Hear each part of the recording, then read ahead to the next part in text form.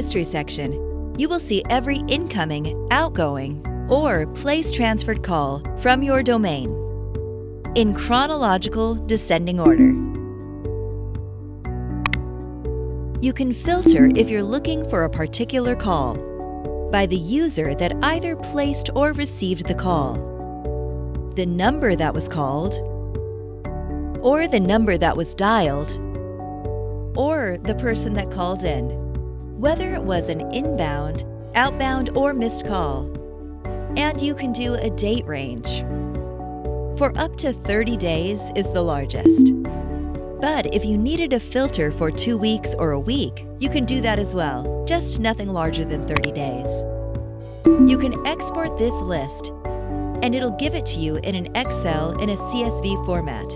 And you also have that information here on the call.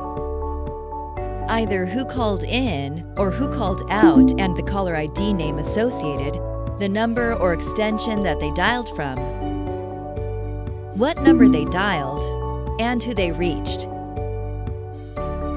date and time of the call, and how long the call took place. The released reasons are some troubleshooting terms for us to determine whether it was where the call terminated, that the person hung up first, or if the originator of the call terminated the call first.